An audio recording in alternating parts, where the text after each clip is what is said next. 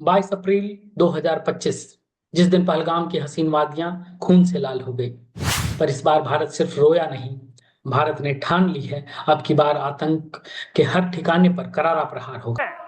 ये हमला किया है उन आतंकियों को और इस हमले की साजिश रचने वालों को उनकी कल्पना से भी बड़ी सजा मिलेगी। होगा।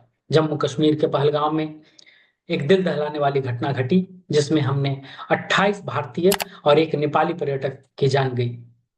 देश भर में आक्रोश की लहर दौड़ गई है, लेकिन इस बार सरकार सिर्फ शो को नहीं मना रही।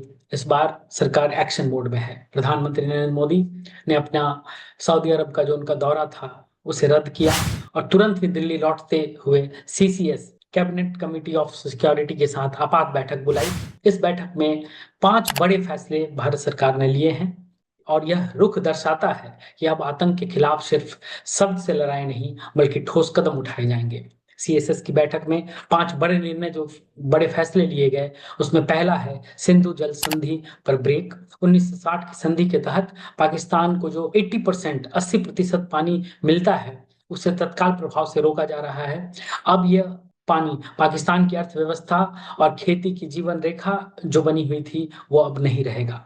इसे वाटर सर्जिकल स्ट्राइक कहा जा रहा है। अटारी इंटीग्रेटेड चेक पोस्ट बंद। भारत पाक सीमावर्ती व्यापार का सबसे बड़ा गेट अब बंद हो चुका है।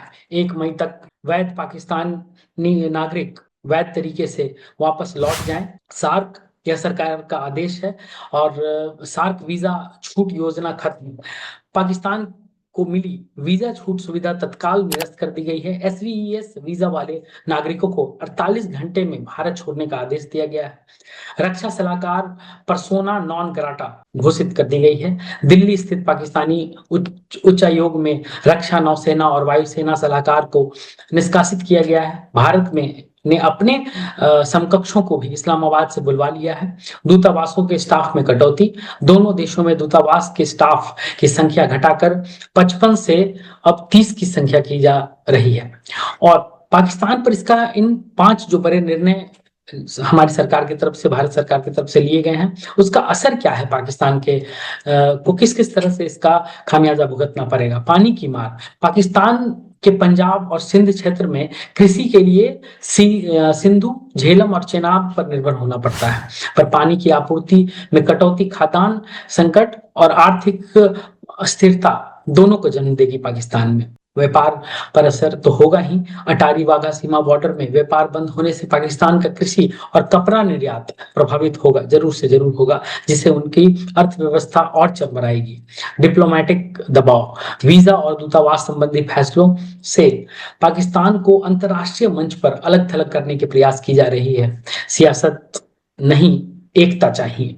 इस इन सारे मुद्दों पर हमने देखा कि भारत में विपक्ष में कांग्रेस और पूरी यूपीए की जो गठबंधन है, उनके कांग्रेस, खास करके कांग्रेस के नेता ने अपनी एकजुटता दिखाते हुए भारत सरकार को अपना समर्थन दिया है। और कांग्रेस नेता पी चिदम्बरम ने और साथ ही साथ मल्लिकार्जुन खड़गे ने अपना बयान में कहा है, अपने इस बयान में कहा है कि जैसे विपक्षी नेताओं ने इस बार इस हमले को भारत पर हमला बताया है और सरकार के कदमों को समर्थन देते हुए पूरी तरह से दिलासा दी है, पूरी तरह से अपना सहयोग देने का वचन दिया है। चिदम्बरम ने कहा, सियासत नहीं, एकता चाहिए।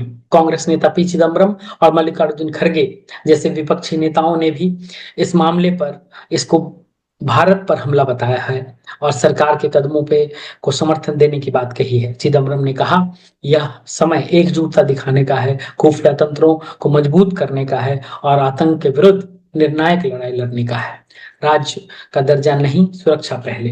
भले कांग्रेस की सरकार जम्मू कश्मीर को फिर से राज्य बनाने की मांग पर लगी रही है, पर लेकिन इस समय देश की प्राथमिकता को देखते हुए आतंक के नेटवर्क को जड़ से उखाड़ने की और खत्म करने की बात हमारे लिए प्राथमिकता रखती है, ऐसा पी चिदम्बरम ने कहा।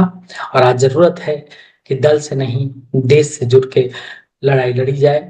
आज जरूरत है कि राजनीति से नहीं, इंसानियत के साथ लड़ने की जरूरत है। पहलगाम में जिन मासूमों ने अपने खून गंवाए हैं, अपने निकटतम लोगों को गंवाया है, उनका बदला सिर्फ बंदूक से नहीं, नीति और एकता के साथ लिया जाना चाहिए। हम भारतीय हैं, हम एकजुट हैं और हम आतंक के खिलाफ एक सुर में कहते हैं, अब और नहीं।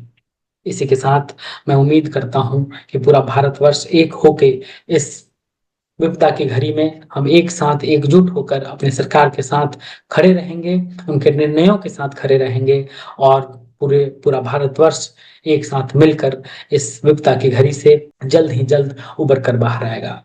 इसी के साथ मैं पूरे अपने देश से अपील करूंगा कि एकजुटता बनाए रखें, संबल बनाए रखें और ईश्वर जिन्होंने अपने लव्ड वंस को, अपने प्रियजनों को खोया है, उनके साथ ईश्वर अपने आशीर्वाद बरकरार रखे, उन्हें संबल प्रदान करे।